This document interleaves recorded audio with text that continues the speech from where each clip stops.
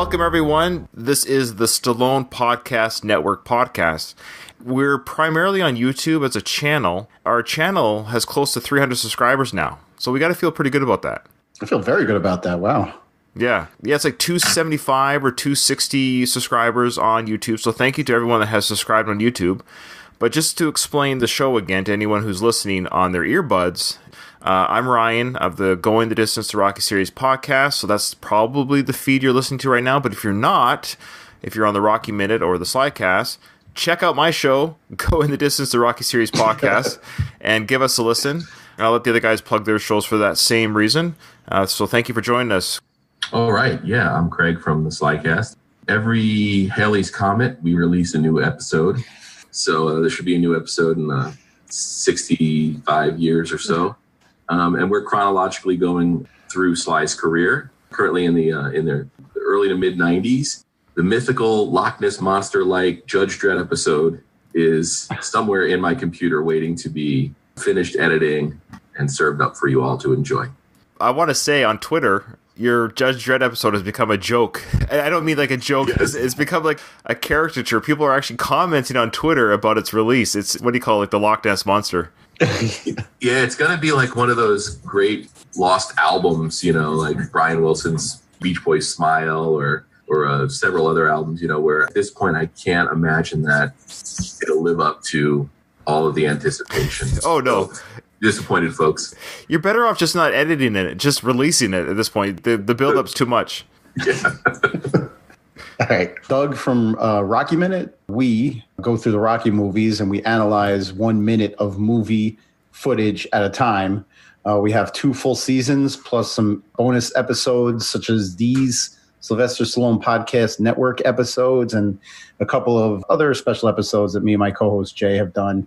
But you can find those on duelinggenre.com. And I just want to say, guys, that it's really fun to talk to you guys. On a selfish level, it's just nice to talk to like-minded dudes who are movie nerds and Stallone buffs, and you guys are funny. Well, I think we are.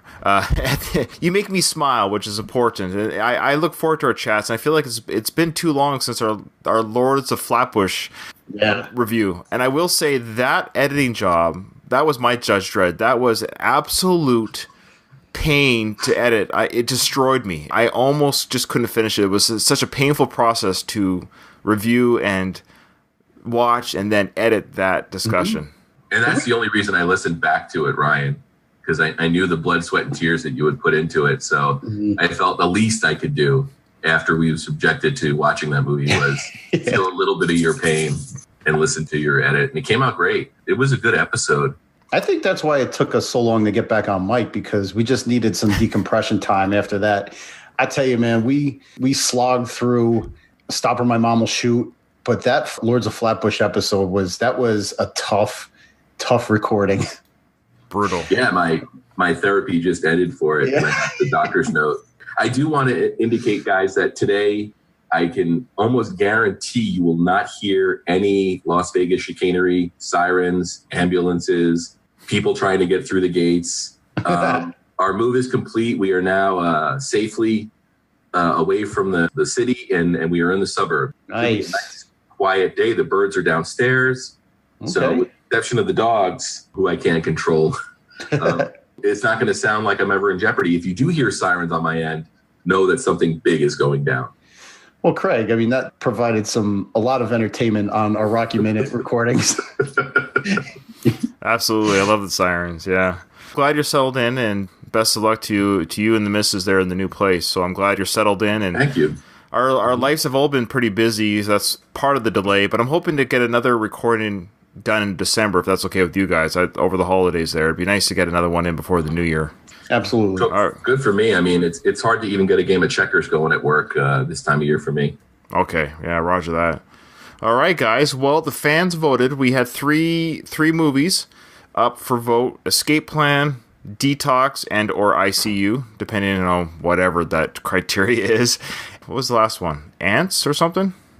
No, Spy Kids. Game over. Come on, man. Please tell me that was like a note you had written to yourself to just twist the knife a little bit more. That my picks always get. Instant dismissed. Yeah, just, right on the pay no mind list. I always make sure that when I do the poll that I don't ever indicate whose pick is whose.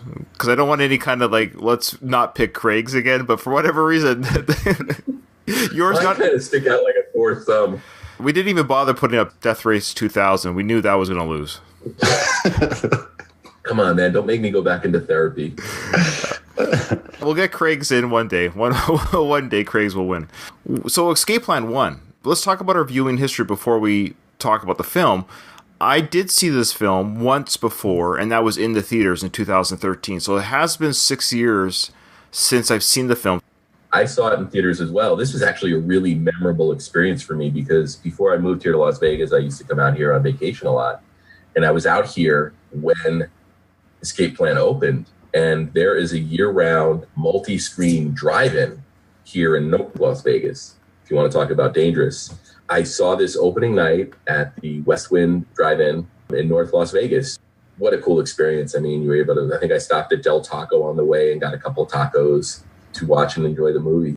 I watched a couple minutes on TV within the last year, and then I watched it again full for this viewing. I did not see it in the movies. We don't get out to the movies often these days.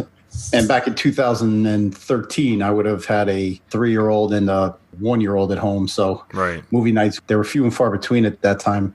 I saw this on demand. It was like a home movie night, date night with me and the wife. That was my first, and I think I might have seen bits and pieces of it on like FX or something on TV, somewhere in between. But this was the second time that I really watched it all the way through. Yeah, this is my second time as well. Interesting. It was one of those movies, like I got it when it came out on home video, but wow. Kind of just...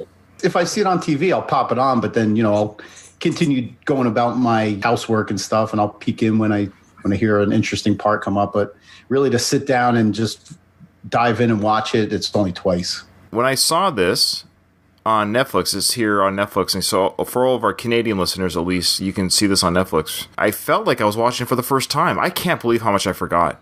The twist at the end, a lot of the subplots, even actors that were in it. So I feel like the only thing I remember is that Arnold and Sly are both in it. With the exception of one actor, I remembered every beat of the movie. Wow. I remember the main through line. Nothing really caught me as a surprise. I remembered the ending. I remember the twist at the end. I remembered most of the actors that were in it. I wouldn't think too much of it surprised me. It was such a new movie to me that I almost thought I'm part of a Mandela effect. I'm not even joking. So it's weird that I had forgotten so much of the plot. So let's get into it. Let's go. Let's start talking about it. Doug, do you have your famous synopsis ready to go? I do. So we meet Ray Breslin, a security expert who gets inserted into prisons and breaks out of them to expose their flaws so the prison can improve upon them, to make like a break-proof prison. He's hired to test a quote-unquote escape-proof prison, but the plan goes sideways. Otherwise, there would be no movie. And once inside, he meets the sadistic Warden Hobbs, a fellow inmate, Rotmeyer, whom he forms a bond with, the huge prison guard, Drake, and Dr. Kyrie. Hobbs and Drake take great pleasure in making Ray suffer, but he makes fast friends with Rotmeyer, who is eager to help Ray get out. They work together on a recon mission to get information on where the prison is. Ray finds out that they're on a barge in the middle of the ocean, and it's really no way to get out of there. Also find out that his business partner, Lester Clark, played by the great Vincent D'Onofrio, set him up for a payday. Meanwhile, the Warden Hobbs is trying to get the location of some, like a modern-day Robin Hood named Victor Mannheim, who Rotmeyer used to work for, but Rotmeyer refuses to give up Mannheim because he's loyal to his dude. Ray and Rotmeyer hatch a plan to escape. They enlist the help of another inmate and Dr. Kyrie, played by Sam Neill. They're able to get off the barge, killing Hobbs and Drake in the process.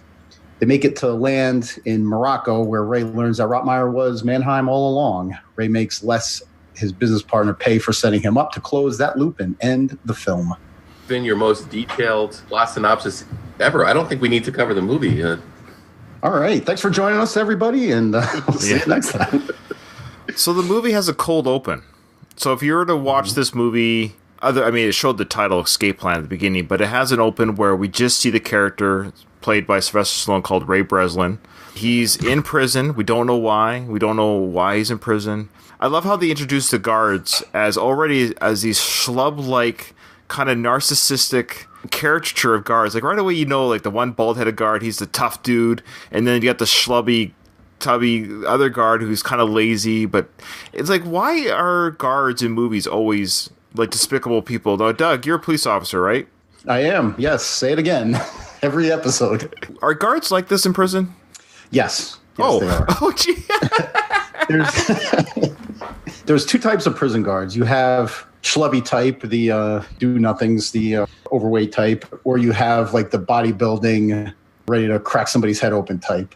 Wow. There's very few in between. So this movie does depict those two individuals right away at the beginning. I would say it's pretty accurate. The guy with the bald head and goatee here who's putting Sly or Ray Breslin into his isolation. He's got a unique name. I thought his character was going to be bigger in the movie because his name is Rogue, R-O-A-G. I just thought it was a weirdly named name to give a guard that has very little to do in the movie. I don't know. That stood out to me as an odd name. It seems like that up from the credits, or did they actually say his name? Both.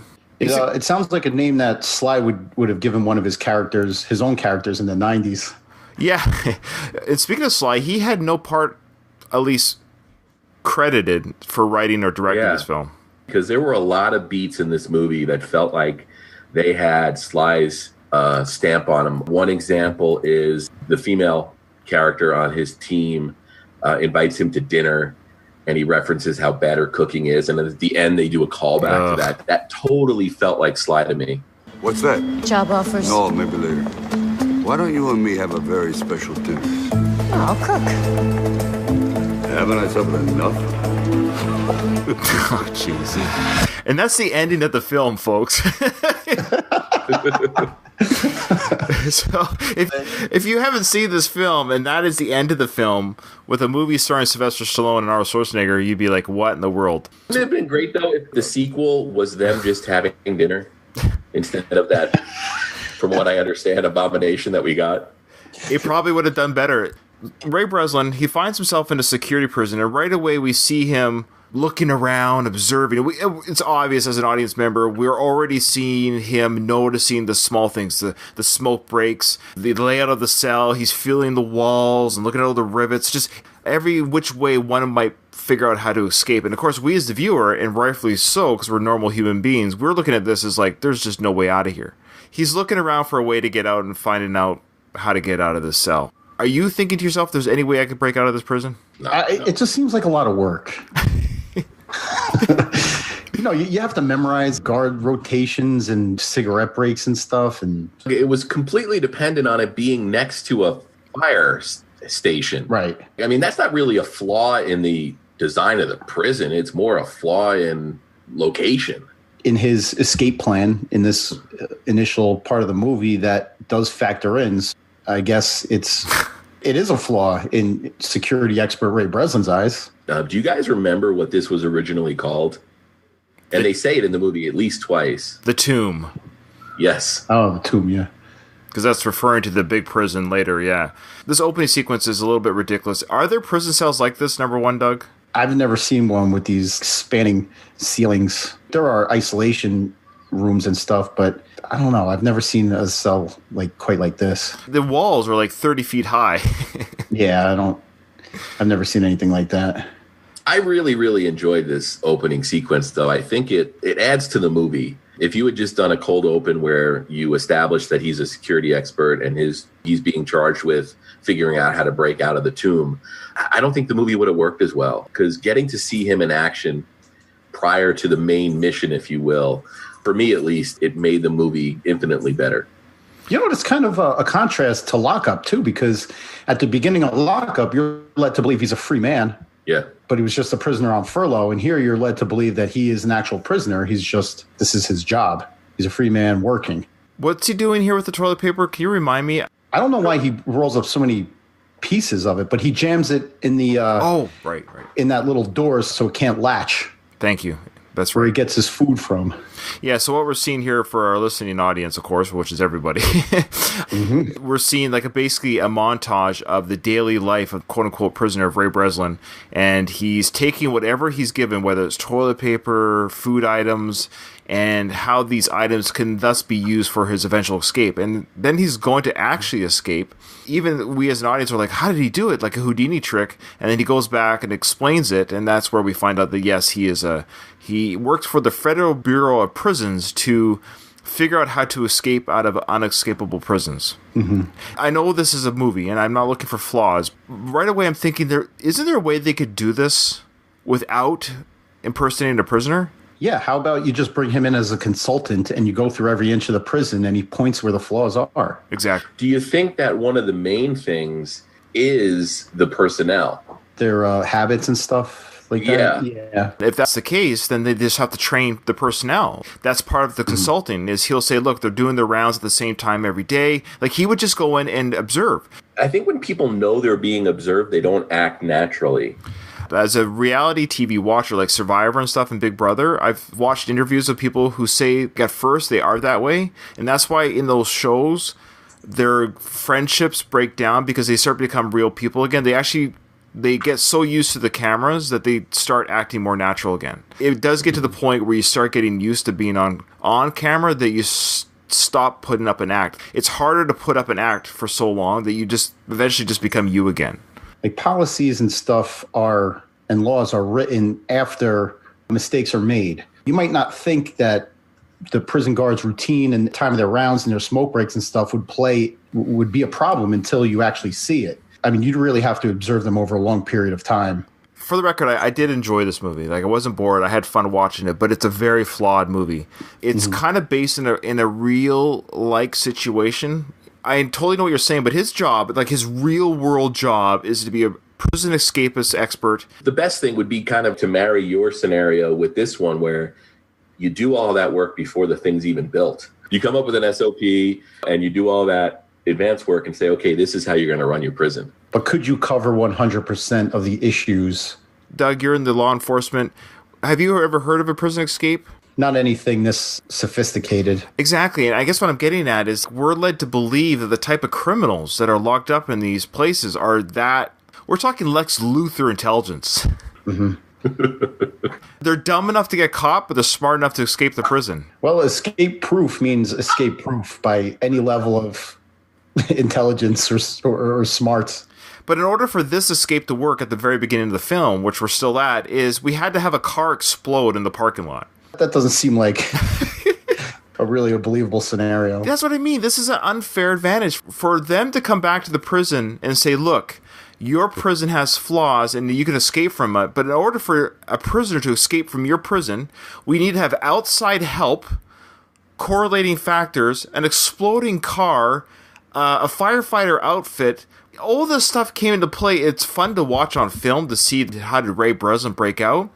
But the average human being, I would dare say, there is no human being that has this kind of go-to workforce that they could set up a car bomb in an apartment. Who's to say some old lady visiting their son in prison isn't walking to the car right in front of there?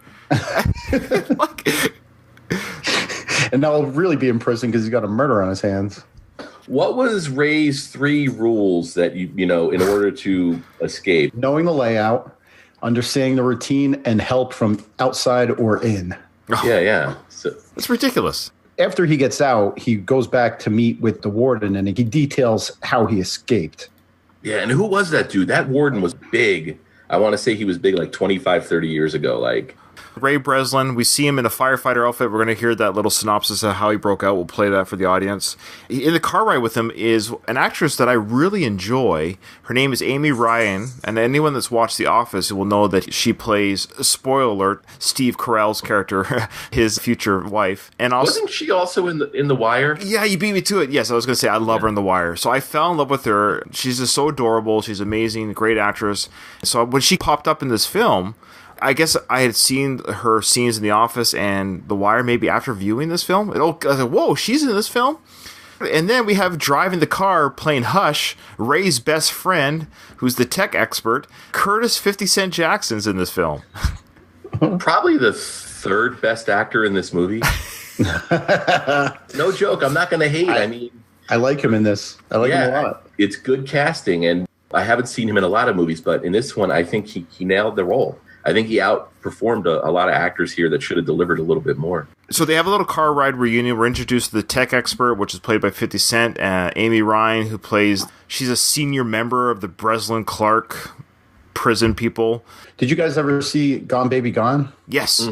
And she kind of plays like a trashy kind of character in that. I never watched The Office, but I didn't realize how attractive she was. That's where I remember her from Gone Baby Gone, and she's tremendous. She's 50 now, which is not a bad thing. I'm 44 for Pete's sakes. I'm just saying I've watched her in films from 10, 15 years ago onward, and yeah, she's like adorable. I'm totally gushing about her because I just think she's really cute. I think, Ryan, you just started your coverage of Rocky Balboa. I think she would have been a great little Marie. Yes! Oh, yeah. Yes, you totally... That thought came to me watching this film. Craig, you and I, simpatico, same page. Couldn't agree more that had she been Little Marie, and no offense to the actress that played Little Marie, but I think Amy Ryan would have been the perfect Little Marie. Yeah, I know. Breaks my heart. But this was too late because this came out in 2013. Rocky Balboa came out in 2006. And the age difference is 22 years difference between Sly and Amy. I worked that out already. Because they have a love interest or kind of a flirtatious interest with each other. And again, I have to do the ages. Sly is 67 in this film, and she was 42 or 44. Now, I know we cover this every episode where we talk about Sly's age. Do you think he was playing 67 in this movie? I'd say early 60s. I'll give him early 60s, like 60, maybe just say he's 60 years old. And she, the actress, Amy, would have been 44 still. That's still 16 years difference between these two. You know what gives him away in this movie? And I'm waiting to see how it's handled in The Irishman. You kind of saw it in Captain Marvel, too, when they de-aged Sam Jackson. But Sly sort of has that I'm an older man walk, right? Yeah, and I don't know if you guys caught it in Captain Marvel. They did a wonderful job de-aging Sam Jackson, but when he ran, you're like, yeah, that's a guy in his 60s running. Yeah, okay, I hear what you're saying. That's a good point. I never thought of that. I haven't seen Captain Marvel yet. I'm hoping that they'll have a new version of Captain Marvel where they'll have this computer software. They'll give Brie Larson a personality. Oh, by the way, that is available to watch on Disney Plus, Ryan. It is, and even though I have Disney Plus and I'm able to watch it for free, Brie Larson has the personality of a cardboard box. Wow. You doubling down on it, okay. I don't care. Look, was she ever to come on our show? Listen, I watched Endgame. Either her character, Captain Marvel, that's the first time I saw it on screen, was Endgame, which was a great film. But her character and or her performance in Endgame turned me off so much about her character that I don't want to watch her origin story. I will say this, and this isn't the Brie Larson podcast. In Captain Marvel, you get the reason that her character is kind of personalityless. Okay. Before we move on about Sly's age and everything, did you notice sort of an inconsistency the way Sly looked here? And I don't know if it was a shooting schedule or something, but this scene that you have frozen right now, it's a pretty slim and trim looking Sly. There were a couple of scenes where he looked a little puffy. When he's in the tomb, that second half of the film, he does look a little less in shape. I agree. Puffy is a byproduct of the HGH. I think when he knew that he was going to be filming with Arnold, he was like, "Oh man, I gotta up my dosage." Maybe. Did you ever see Bolt to the Head? Yeah, he looked really good in that film, and that was 2012. It was the year before this. Yeah, he slimmed down for the Creed films. Had a more slim build, which I like. There were scenes in this movie, particular shots in this movie, where you're like, "Wow, that looks the Sly of like 1995." All right, so here we go. So there's a scene here. Yeah, there's the warden. I've seen that guy a million times. I'm the CEO of BNC Security. You might have heard of us. No? All right, well, we're an independent security company hired by the Federal Bureau of Prisons to test the integrity of their maximum security facilities nationwide. This is Ray Breslin. He's my partner and resident Houdini. What? So that's Vincent D'Onofrio that everyone's hearing. Hamming it up as usual. Did you guys notice who he sounded like during this scene? Not Vincent D'Onofrio, that's for sure. He is channeling Heath Ledger's Joker voice. Oh, man. Once you hear, you're like, holy smokes, he's doing a Heath Ledger impersonation, which came out about 5 years before. So we're going to find out how Ray does his business here. It says for the last 7 years, Ray's been doing this. So if we're going to go by real life age, he started doing this at the age of 60. That's a little past his prime, I'd say. But even if he did it, even if we say he's 60 now, he started doing this when he's 54 or 53. One of the people before Sly, they considered Bruce Willis for this movie. Yeah, so they definitely wanted somebody of a seasoned nature, somebody who's been around the block in whatever profession. And we'll find out later what Ray's profession actually was, which is really made me chuckle. For the last 7 years, Ray has been inserted into every maximum incarceration facility. Okay, Heath Ledger. In the system. He is there to I'm picking that up. ensure that each and every one of them is 100% escape-proof. And apparently, yours wasn't, and he got out. Ta-da! See? Okay, fine. Oh, yeah. I suppose you're going to tell me how you did it. Think he wants to know? Doesn't seem like it. Okay, well, of course he's going to want to know how they broke out. I think that was meant to be slight insult to the warden. It seemed to me like Ray thought that the warden was part of the overall problem with the prison's escapiness. Okay. Well, I mean, maybe if he was a little stricter with his men and how they took their breaks and stuff. Maybe. The leader of the CEO of a place that was just broken out of, he doesn't want to be the guy to admit that there was something wrong with his prison. So he'd rather just stay blind to it.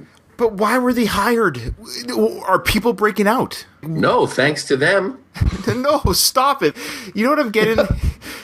Was there any need to make Vincent D'Onofrio's character like a germaphobe?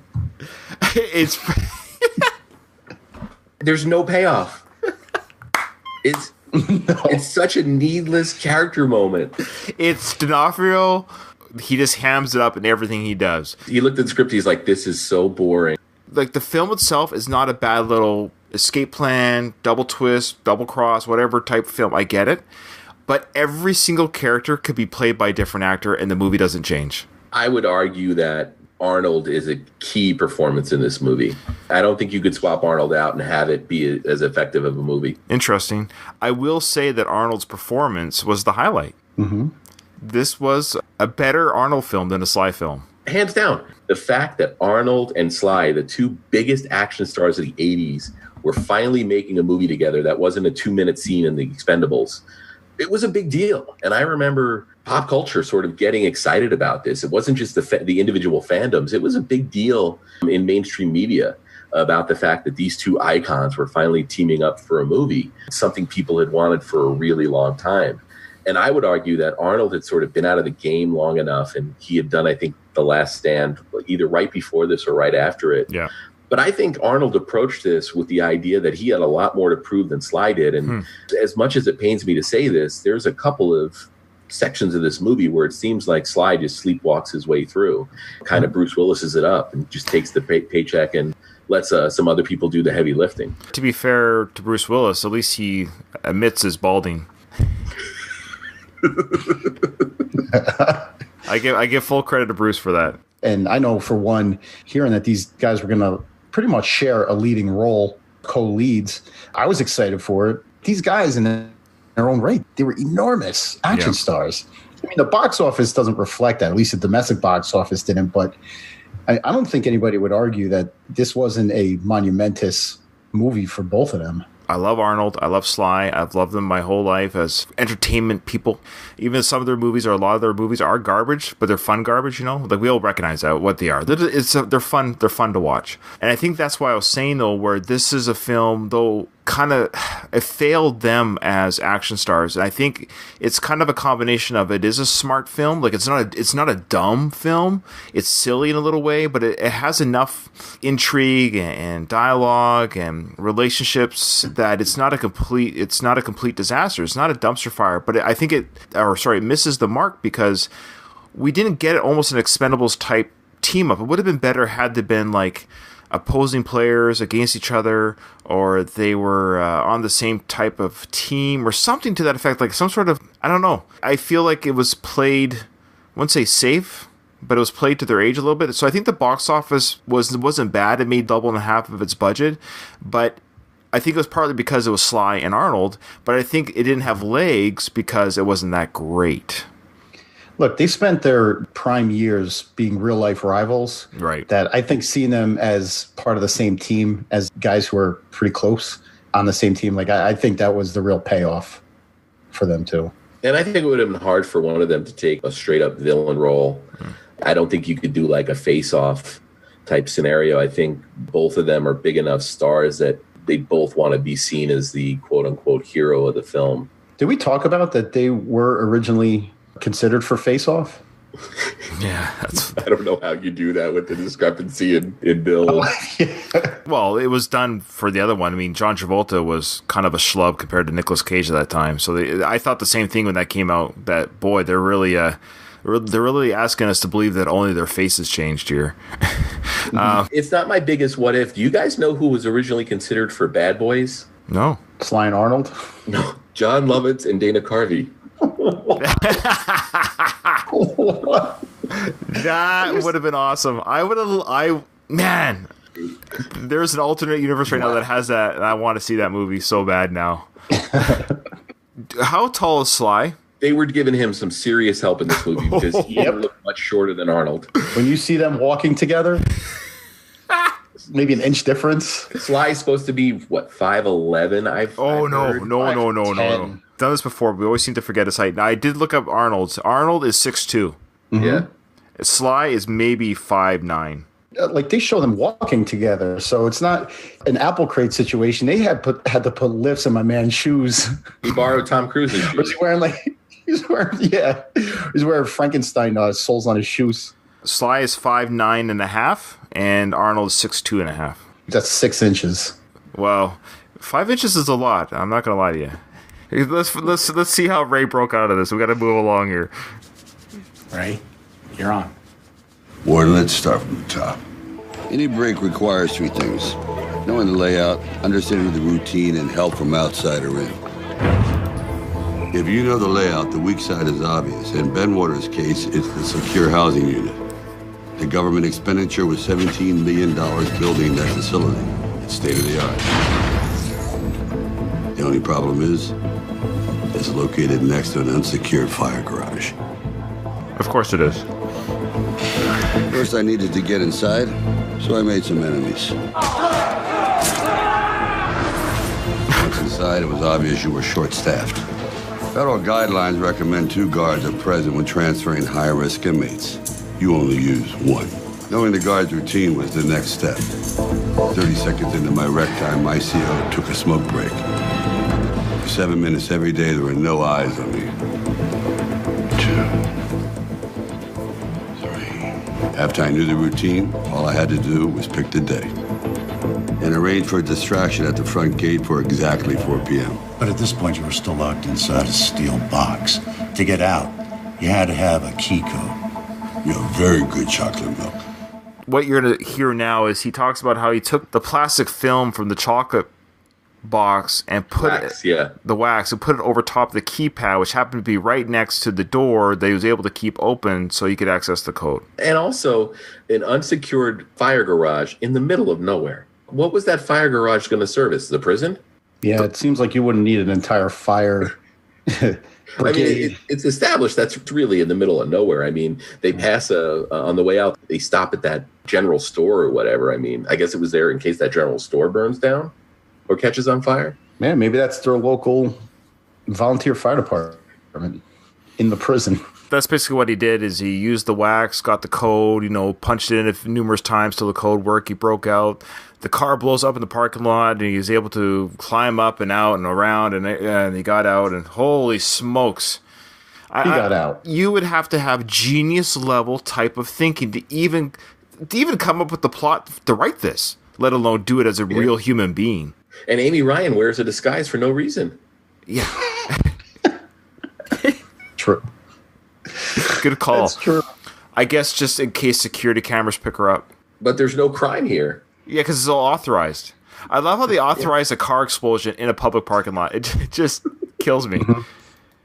I like Ryan's concept of the little old lady coming to visit her son or whatever. She's collateral damage and Ray's little escape. This eats up a lot of screen time. I mean, this movie clocks in almost 2 hours, but I really felt that this 20 or so minutes really adds a some importance to this movie. It makes, when he goes to the tomb, a little bit more, you're like, okay, well, this guy obviously has a skill set. Let's see how he applies that. It's a fun open. You're not bored. You get to see just how good he is at his job, because now he's going to be put into a situation where it's really going to test his ability to escape.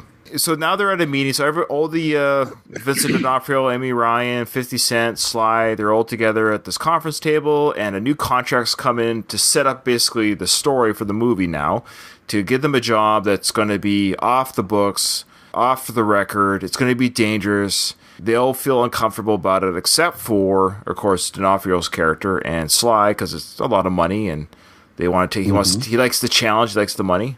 It's twice his normal rate of $2.5 million.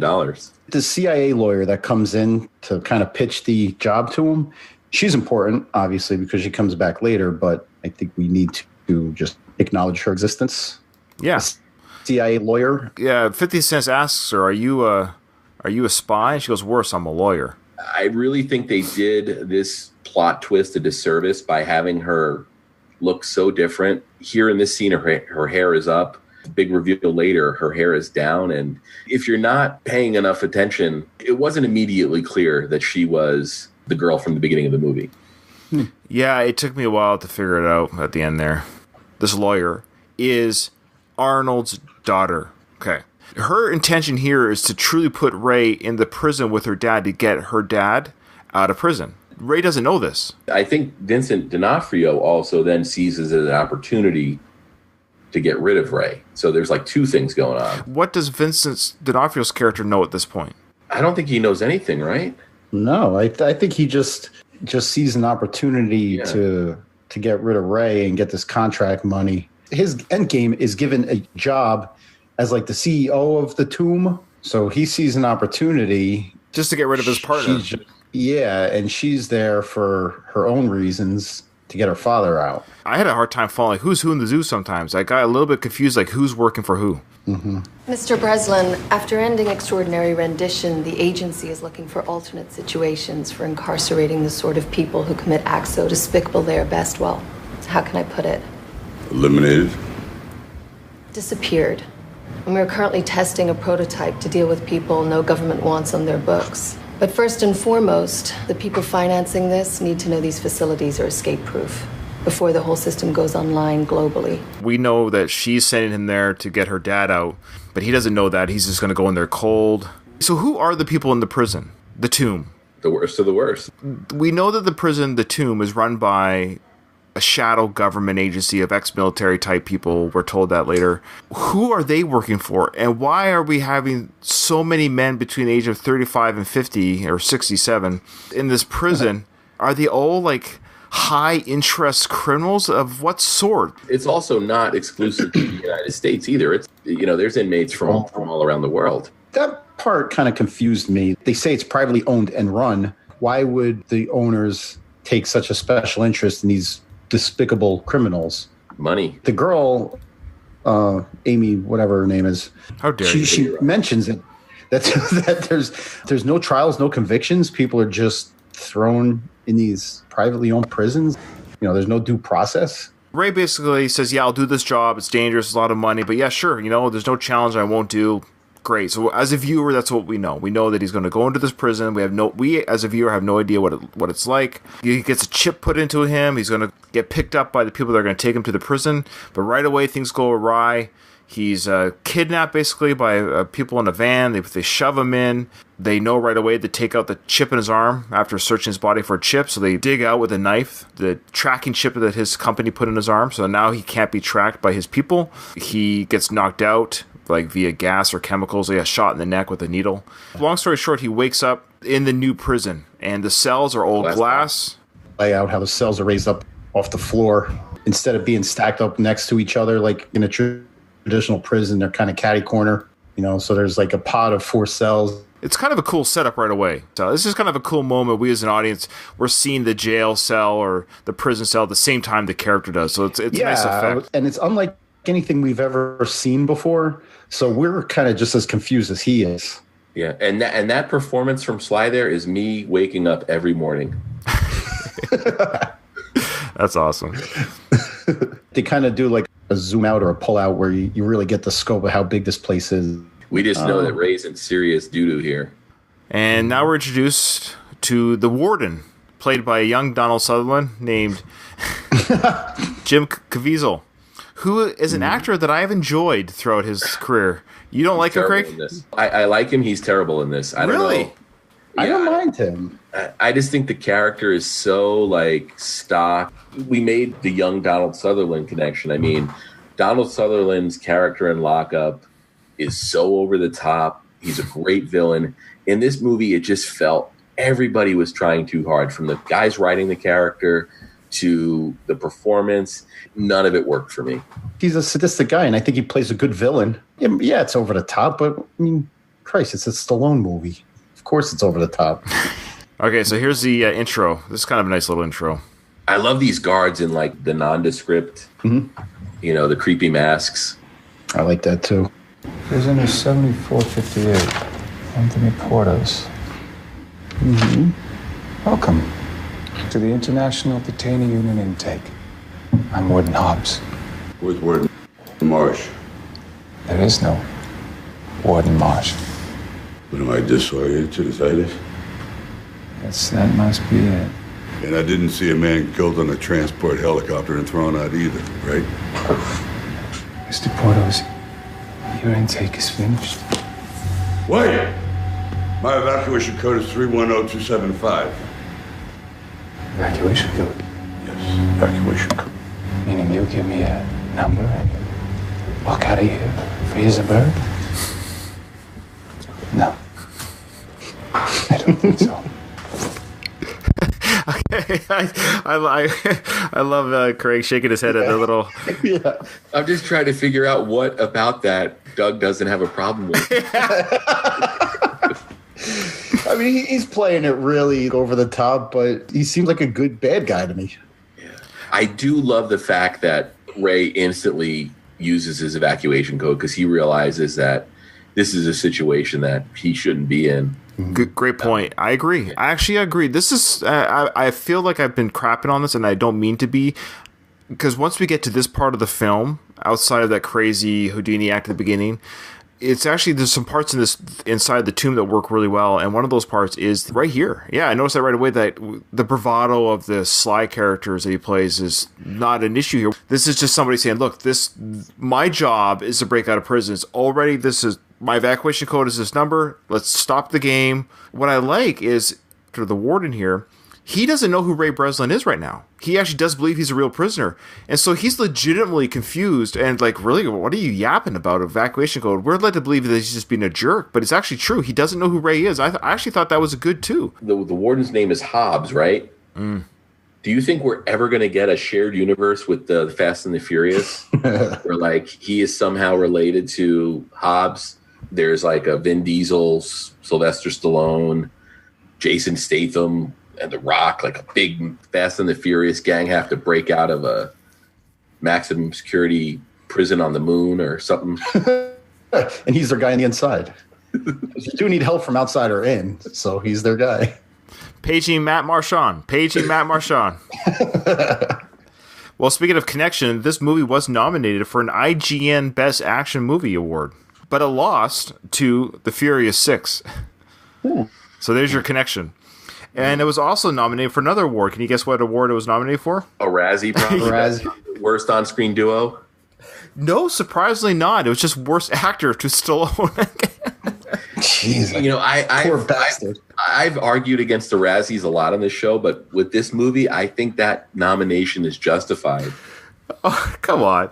It was the warden's not letting him out. His team doesn't know where he is. I like that they kept the team involved. We cut away to them a couple times during the movie to show that they're not just sitting back waiting for him to arrive. As soon as his tracker went off, they knew there was something wrong as well, and they're trying to use all of their tools to find him. So we're about to see it, the first meeting between Porthos, or Ray Breslin, but Porthos is as his secret identity for the prison, and Rotmeyer, who's played by none other than Arnie. So you might go this whole movie asking yourself, why does Arnold's character take such a an interest in this Portos guy is because the name Portos is his keyword. I like that detail. Yeah, I agree, Doug, because when I saw this yesterday, and we see the Arnold character take an interest in the Sly character right away, I felt like, oh, they're doing this because it's Sly and Arnold. Mm-hmm. And so I automatically felt that. And I felt that way through the whole film, that their relationship was too contrived. And I was... And there's a payoff, at least. Yes. And when the daughter reveals that, no, your secret identity was a code word to my father, that you're the one that he needs to contact and use you as a tool to get out of this prison, it actually retro-acts the whole movie. The payoff is actually to watch the movie again, knowing... So this is a movie where I will say that a repeat viewing is almost necessary, because what I thought were lazy writing, it was actually smart writing to bring these characters together, that it wasn't just to get Arnold and Sly on the same screen. Right, because Rottenmeier was all too eager to put himself in the box and get beat up by guards and the warden and everything, but there was a reason why. As a first-time viewer, in my eyes, I forgot everything. I thought, boy, this character that Arnold's playing, he sure loves Sly. I thought it was just to represent their off-screen friendship, but no, it actually serves as a story purpose. Yeah. And I love his introduction here, where these guys are about to rough up Sly, and Arnold comes over and says, leave my little buddy alone. His reveal is cool, too, where we see him from the back first, and then it pans around to his front. Glorious goatee. Yeah. Arnold looks great in this movie. The Arnold has aged well. And not that Sly hasn't, but I think Arnold's done less work on his face. Agreed. Mm-hmm. He's still got his eyebrows in their original position. Did it move his eyebrows? It's a little bit of a Terminator sound. It's time. Back away. Portos. Rottmeier. Emil Rottmeier. Really not much in the handshaking mood right now. Okay. Your name. The Fourth Musketeer. It's a good name. Why are you in here? Why do you care? I used to work security for a guy by the name of Mannheim. Victor Mannheim. Have you heard of the name? Mannheim, let me see. No. He's a genius. Really? He has this habit of taking money from the rich and giving it to the poor. So there we go. Now that I'm watching again, like, he's talking about himself. Yeah, that's why he uses the word genius. It's great. Yeah. He knows that Porthos is the nickname of the guy that's going to get him out of prison, but I guess he's trying to fish to find out, does he know anything about me? Mm-hmm. Yeah, another thing he seemed too eager to do was talk about the Mannheim guy. We know now that's him, so he wants to know what is. I guess he's trying to find, what did his daughter tell him about him? And now he's finding out, okay, he doesn't know anything about me. Yeah. We're starting from zero here. Yeah. You've heard that story before. I've heard that story, yeah. Now they try to find him. But I'm not gonna help them. Okay. So, Porters, don't get killed. If you say so. Ask them to kill the guy in here. They let his body rot for 3 days. Oh, and they canceled the prison dance. Wouldn't want to fuck up the prom. Round goes to Arnold there. So there you go. So for our listening audience, hope that makes sense. Is that Arnold is two characters. Ironically, so is Breslin, or Sly's character. It's funny how they're both playing two different characters. Arnold was great in that scene, though. I mean, Arnold really brought it in this movie. This scene was a great introduction, and right out of the gate. And his best is yet to come. Yeah. So Vinnie Jones is in this film playing a baddie. I was like, love this guy. This might be my favorite Vinnie Jones villain, just because of the way he goes out. He was great in Lock, Stock, and Two Smoking Barrels. He was a good bad guy in that one. He's a big Guy Ritchie guy, right? Yeah. Yeah. Uh-huh. Snatch.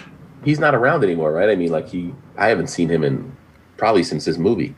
Didn't he do one of the Punisher films? Was that him? No, that was the other dude. What do you call that guy? Forget it. Forgotten. Thank you. So we see the warden working on a pet butterfly, or painting a butterfly there. Another useless character moment. I don't care that this guy has a sensitive butterfly side. It's a nod to the film Papillon. That's French for butterfly.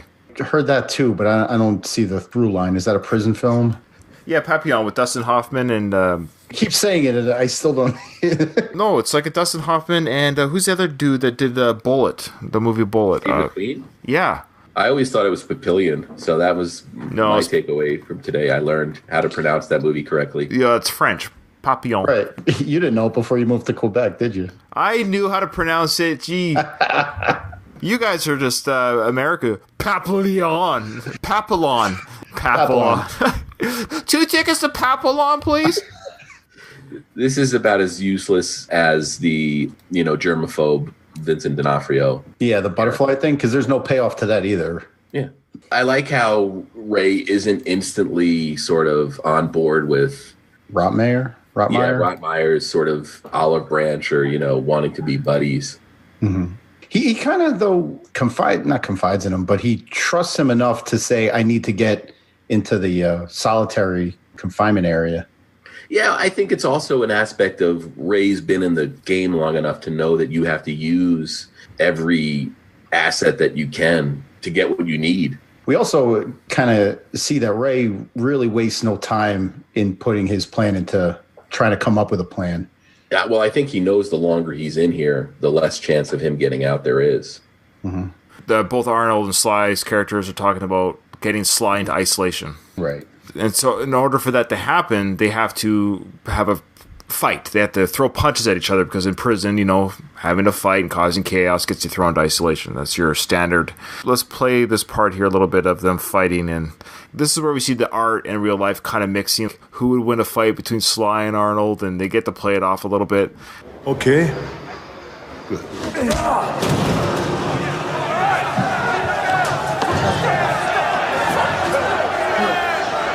That's a favor? Well, sometimes favors hurt. Really? Come on. Okay. See what you can do. All right.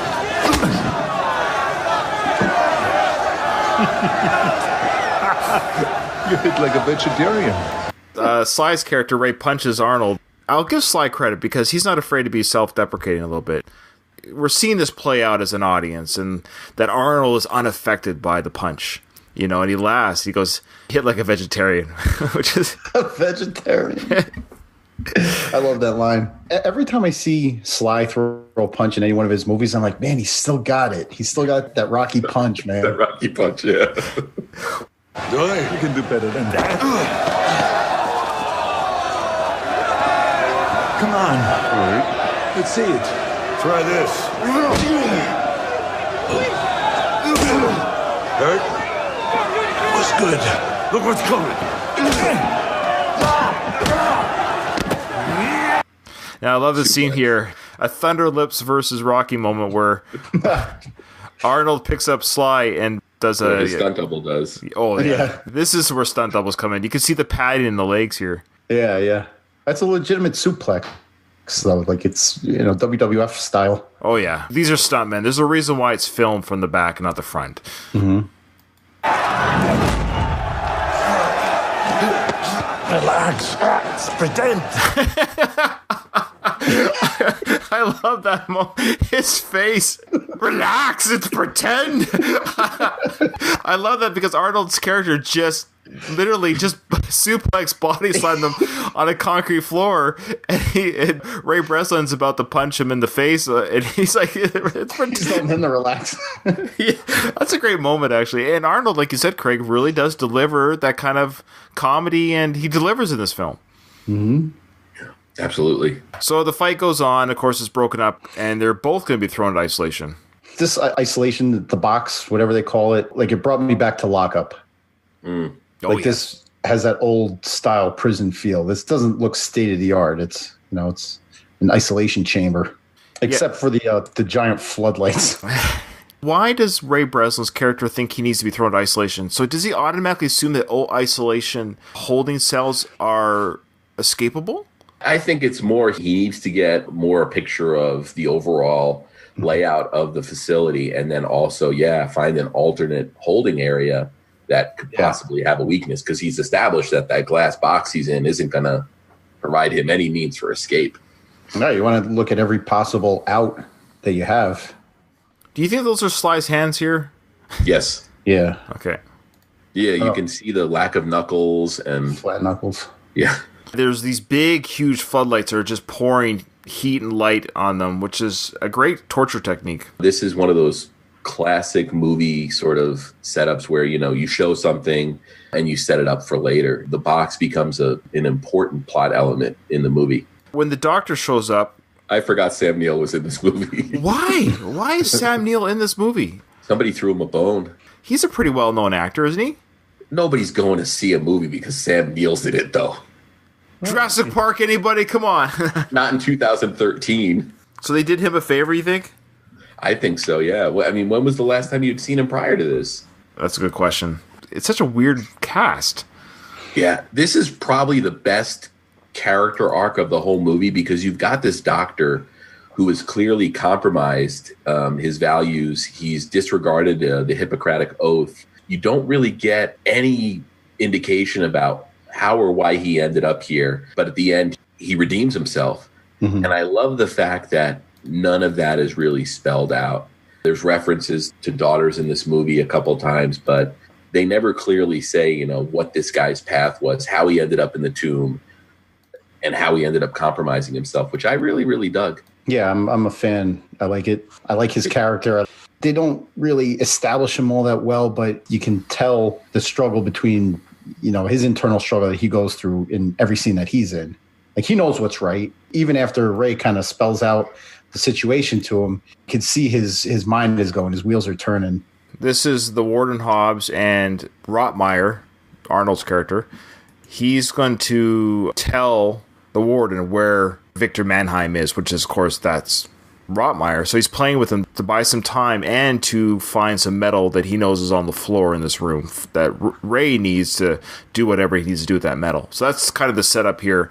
He gets waterboarded more or less later in the sequence. But this little interplay here, he's going to draw a map. So he's asking for pen and paper to draw a map to where Victor Mannheim is. And we as an audience know there's going to be something, but I think it's a fun little interplay. The drawing?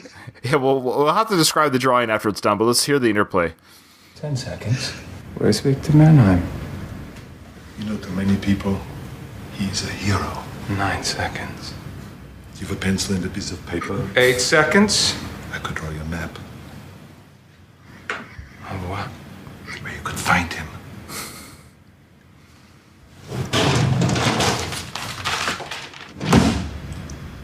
When I was a kid, I always wanted to be an artist. Oh my God, you are pushing it. The problem was, I had no talent. 6 seconds. I tried, and I tried, and I tried. 5. You have dreams. 4. Where did you always want to be? This. 2. 1. Done. There.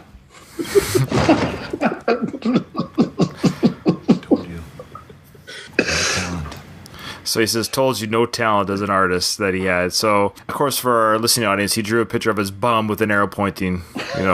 This is where you can find... Straight up it. That's great. He actually throwing crap at the Warden there, saying, did you have dreams as a child? Like, I had dreams of being an artist, but, I have no talent. But for you, did you dream of being a Warden? Kind of a knock on his career itself. Throwing some shade. Yes, that's the word, shade. As the kids say nowadays. This is without even knowing where they are. I mean, you would question his choice once you find out where the tomb is. So he finds this metal. The metal is used to loosen some screws in the isolation cell. I love the whole description that, they used, aluminum instead of steel for the screws.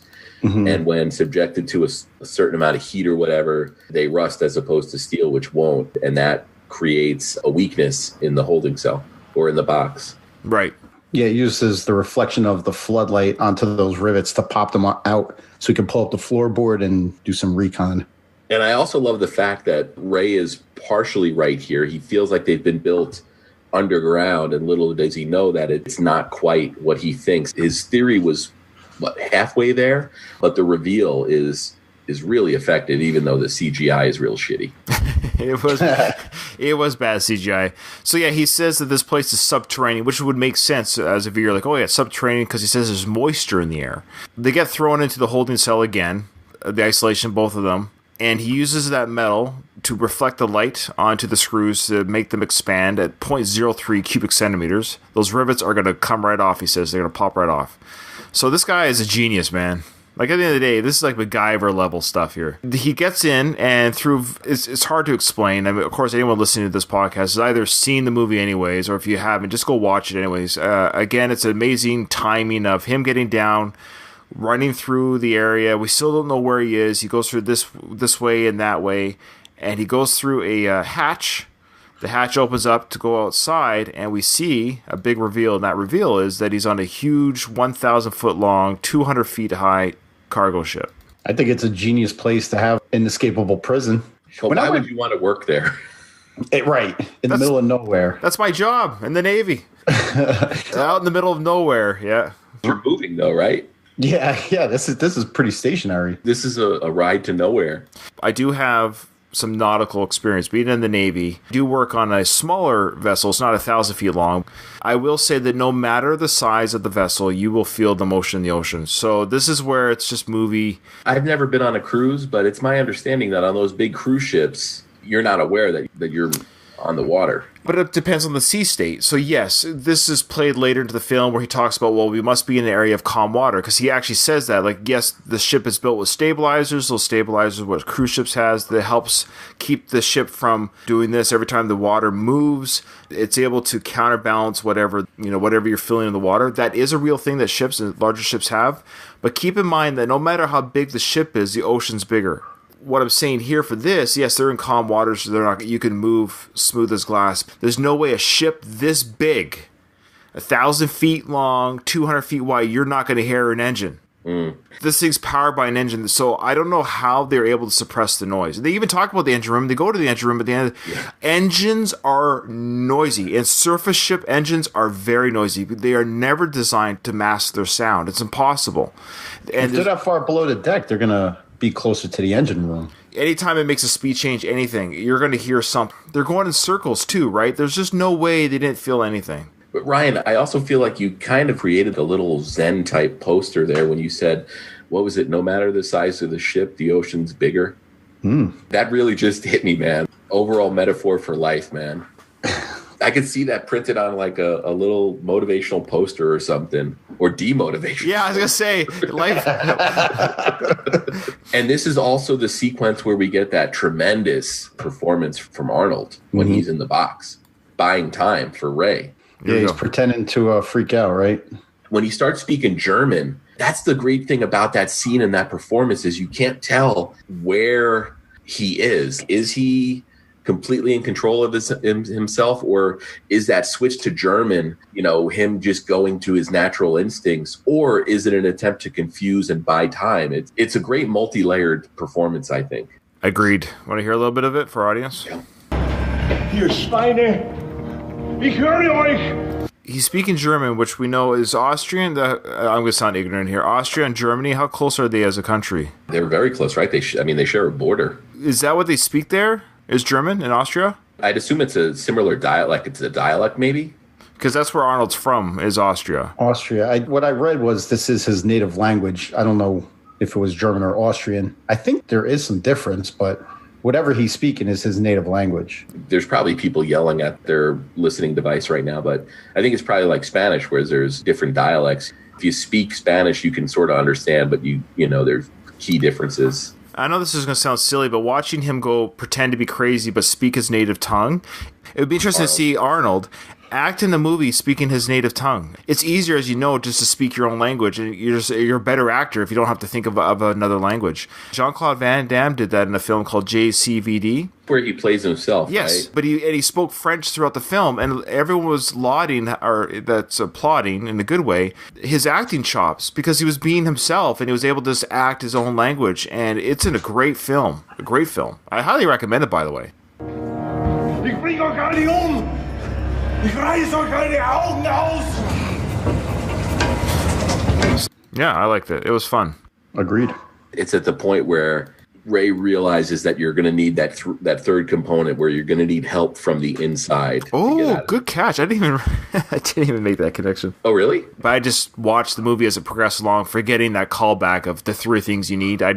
Without the doctor, they're on that ship forever. Oh, the Doctor saved the day. He remembered his Hippocratical oath. Is that what it's called? Did I say it right? Hippocratic, yeah. Thank you. I said hypocritical. Yeah. Or Hippocratical. Well, we get the reveal here that Ray's business partner wants to keep him locked away forever. Finds out who he's really holding. Yeah. And we see Vincent D'Onofrio is revealed. Vincent D'Onofrio's character is a shady guy. The warden now knows who Ray Breslin is. We see that Ray Breslin's his book on how to make your prison inescapable is sitting on the warden's desk. I like that Ray's book is like the warden already admires Ray, not knowing that he's Portos, the guy he has locked in his own prison. Yeah.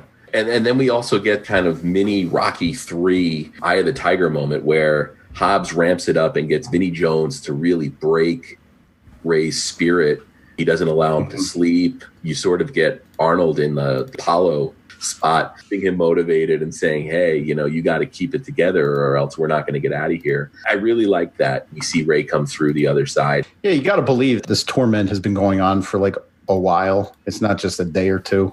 Mm-hmm. This is an important scene coming up right after what you just mentioned there, Craig. What made you want to spend your life in prison? Tell me. What made you do it? Tell me. I was a lawyer, prosecutor. Man I put away made a promise to me. This man thought about that promise every day for 3 years. Planning his way out of prison. Planning on how he's going to keep his word. Taking a man's life is nothing. Taking his heart. That's everything, isn't it? Everything. He was a lawyer. He was a prosecutor. Can you imagine the world before this film? Objection, Your Honor. Can you imagine him poring over books, studying in law school, and wearing the glasses from Rocky that are taped on the side? Yo, how do you spell Del Rio? Basically, his family got killed by a criminal who came out and says, you put me away for jail, Prosecutor Breslin, I'm going to break out of this jail and kill your family. They showed a tremendous amount of restraint here because all they do is show like a drawing in Ray's desk that says Daddy, and it's obviously a kid's drawing. So you kind of deduce from that it was his family. As he's saying, you take your heart, that's everything. They didn't do like some kind of dissolve to his wife and son screaming or something like that. I like that they show restraint and not going too deep into that detail. Very good point.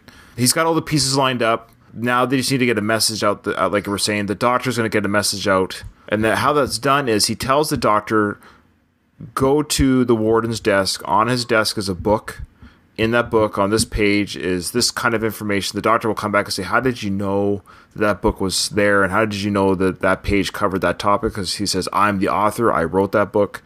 Then the doctor realizes, oh boy, people are in this prison that shouldn't be here. Mm-hmm. On top of the fact that there is mistreatment of prisoners. We don't know much more about the doctor other than that he does work here on the facility as a prison doctor, which every prison has doctors. But now he's realizing this is a corrupt institution more than ever and decides enough's enough, sends out the message to get the outside help from Arnold's people. Yeah, and then we get the ticking clock, which is sort of essential in any movie like this. They need to be surface level at a certain time, or else this helicopter will show up and just leave. Do we want to gloss over that instrument they made to get to see where they are in the hemisphere? It just shows Ray's sort of knowledge, and he builds a way to get half of their coordinates. I do like how they bring in this third character, the Muslim. They realize they need to bring in a third guy to sort of help them escape. I think it's a great character. I kind of feel like in 2013, he goes out the way he does as sort of, I don't want to say if it's woke, establishing that, hey, Muslim guys can be heroes, not the bad guy in a movie, which I kind of appreciated, but it seemed like it was a little bit of a 2013 social justice sort of threw those people a bone. And he was pretty yoked, too. Yeah. When he took his shirt off, I was like, wow, this guy, he's put in some time. He must have heard that he was cast against Sly and Arnold, which has to be like a huge thing. And he was like, damn, I'm going to have to step up my gym game. So, the instrument they use is called a sextant. They made it out of whatever they made it out of. Now, it's kind of silly. It just figures out what side of the world they're on. You do need the horizon to make this work, by the way.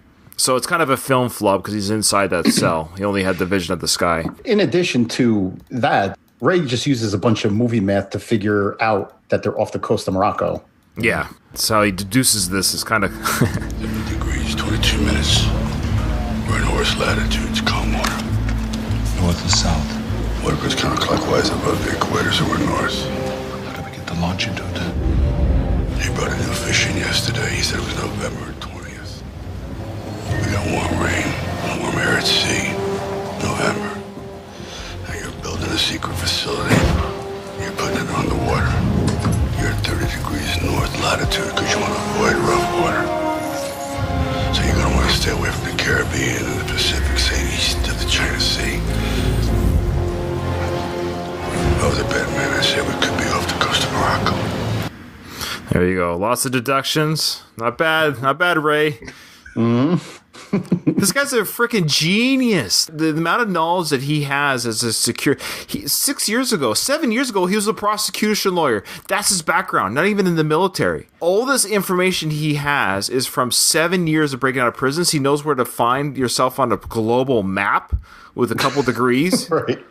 Hey, when you're going to do something, do it all the way, man. Oh, it's insane.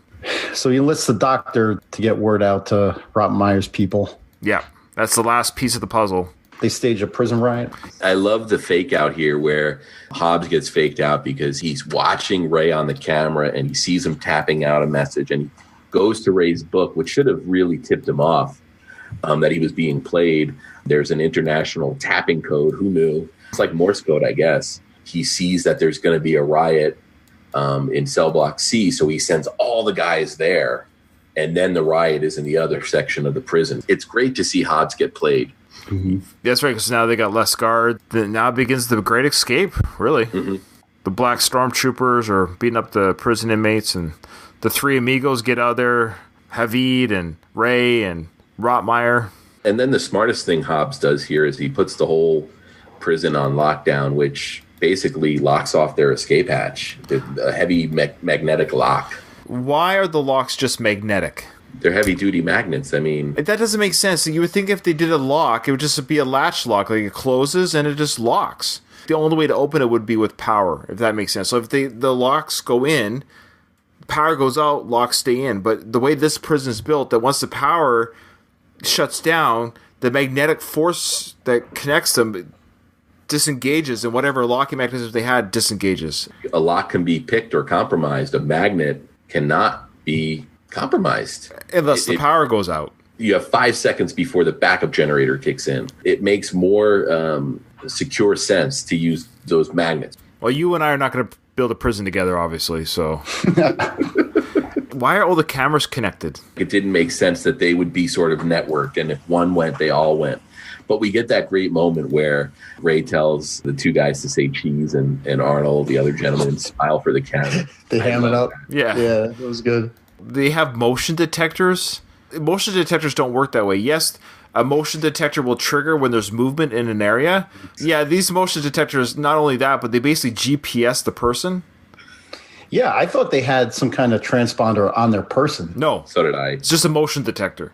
It's able to 3D analyze 3 objects moving. Yeah, okay. All right. I know it's just a movie, but it's that fine line between they're trying to make it real life, like real life scenarios, but then they use technology that is so, like, it's alien technology. Did you guys catch the moment when Arnold's character goes to the helicopter and he grabs the gun? Yep. Oh, yeah. Oh, my goodness. That was such a great movie because this is a gun that's on like a tripod, right? Yeah, it's a mounted gun. Yeah, yeah. Pulls it off, and that's Arnold being Arnold, man. There's 2 moments. One, the Arnold reveal. So they're definitely paying homage that this is an Arnold coming back to a kind of an action movie, because there's that sequence at the very beginning when, you know, Sly doesn't get that kind of reveal. He definitely gets the most screen time. But the Arnold reveal in the jail, you know, the turnaround camera, and then we kind of get it again when he receives the gun from the helicopter. It's almost like he's the Terminator in T2. That's what it reminded me of when he shot all the cops there with the tear gas from the top of the building. It was that same kind of feeling that when he held this gun to shoot the guards, it was that same type of homage to the Arnold holding of a machine gun type movement. Mm-hmm. And it kind of felt a little like Predator, too. Yeah, definitely. I got some Predator vibes there. So Sly beats up Vinnie Jones. Who has he falls down the stairs, and, you get to see that pretty graphic shot of him at the bottom of the stairs with a cracked skull and probably a broken neck. Yeah, I think he's dead. Arnold's team comes in. The Victor Mannheim squad comes in to break their boss out of this prison cell. I kind of feel bad for the captain and his crew because they're just sailing a ship. Are we not to feel bad for them? Okay. All right. It's kind of like that argument that they made in Clerks about the Death Star and the contractors building the Death Star. Mm-hmm. Same thing. These guys had to know. I mean, there's masked armed security guys patrolling the upper levels of this. They had to know that they were getting paid dirty money. But what I love then is that the captain's wearing like a captain outfit. Like if this is really a shadow, it doesn't make sense. It's like I'm working for a shadow organization that's mistreating prisoners in the middle of the ocean off the Moroccan gut. But I'm going to put on my captain's cap, my captain's shirt. I am the captain. Hey, he didn't go to captain school to not, get to wear his suit. Yeah, that's true. That's true. He's wearing his getup. I love how he calls down to whoever. We've got a situation here. Yeah, here. I overlook a lot of flaws of this movie because I truly did enjoy it. But the shit that I cannot overlook is when Ray's hanging off this helicopter by the ladder, Hobbs is shooting with a handgun from the boat and hitting the helicopter, hitting the rope on the rope ladder. Give me a friggin' break. Well, I'll go one further. The fact that Arnold spots Ray in the water as well, like that's just such a fluke. If they were on the other side of the boat, Ray would have been at sea. Mm-hmm. In the open water. Their aim is incredible. Moving helicopter, moving ship. Their aim was amazing. I think Hobbs had a couple of lucky shots there. I think the ladder on the helicopter was just a complete fluke. That bothered me. Again, with Sly in the water to get picked up by the helicopter, how he gets there is really unimportant. Just watch the movie. So he gets off the ship. He escapes from the engine room, gets into the water. The helicopter that's manned by Arnold's character, they pick him up. You'll notice here that Sly uses his left arm because he again tore his right arm. In filming this? Yeah. Maybe a workout regime or something. He screwed up his arm again, and so he's waving with his left arm because his right arm is mucked. Oh, wow. I didn't know that. Yeah. And then he's grabbing the ladder by his left arm, too. See? Oh. He only one-armed it because he was literally that injured. I really don't feel like Hobbs's death here was as brutal as it should have been. Now, I know he gets incinerated, or I really felt like there should have been an up-close and personal dispensing of justice. Yeah, I thought that, too. I thought it was odd that classic 80s movie blowing up. It just gets blown up. Yeah, but then showing his burning body roll off the barrels, that was kind of graphic. Oh, I missed that. Yeah, you see him fall down. You clearly see that. It's coming up. I want to see it. Sly's character shoots all these, of course, there's explosive hazardous barrels right where he is, of course. Mm-hmm. They're all flammable. He's already punctured the flammable cans, okay? Now the material is running onto the deck. The kill shot's coming. Warden Hobbs knows he's about to die, and he kind of shrugs his shoulder. I guess I'm dead. Yeah, he goes, yeah. You got me. And I love how Sly's character knew that the next shot's the one that ignites. How come the first 5 bolts didn't ignite it, but the kill shot does? Boom.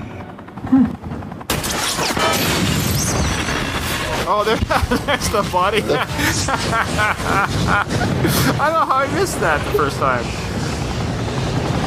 Okay. Love Arnold's line. Have a lovely day, asshole.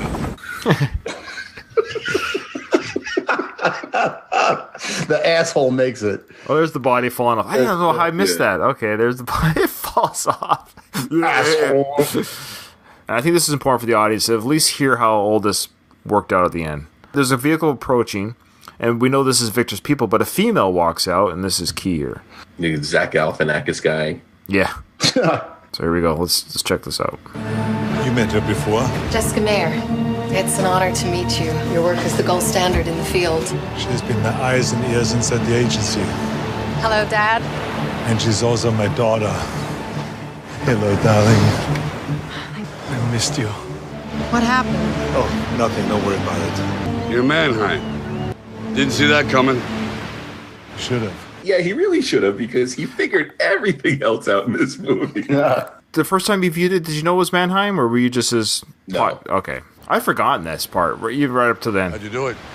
We have code names. Codename Rotmare meant maximum security incarceration. When my dad was picked up, it activated the code. And that's when you called Les Clark. I needed the best. And after you agreed to do it, I used my contacts deep inside the DHS to get you in. And the name you gave me was the ID code. Orders. Rottmeier. Emil Rottmeier. And I became your best friend. You are not user-friendly. I mean, I had to work very hard. In that damn box. I mean, that was hot. It did get warm, yeah. But it doesn't matter.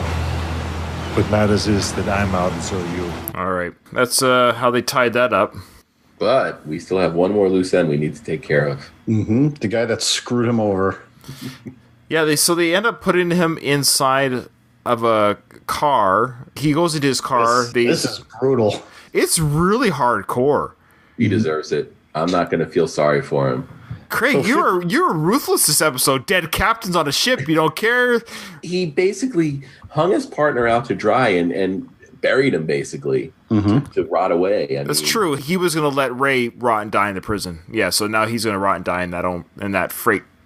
But in theory, that freight could be unloaded in whatever port, and he gets pulled out anyways.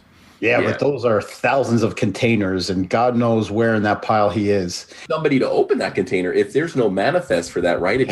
Craig, you're from New Jersey. I'm sure you've driven up the turnpike and seen those container fields along the Elizabeth Seaport. Mm-hmm. There are stacks and stacks, thousands upon thousands of containers like that, just stacked in a container field, Ryan, and God knows, when they get to them. Eventually someone's going to. Imagine the stink in there and the dead corpse in there. Ugh. Oh, yeah. They have more job offers at the end of the film. Abigail shows Ray Breslin, hey, we've got more job offers, kind of winking at a possible sequel, which we get. We get two of them.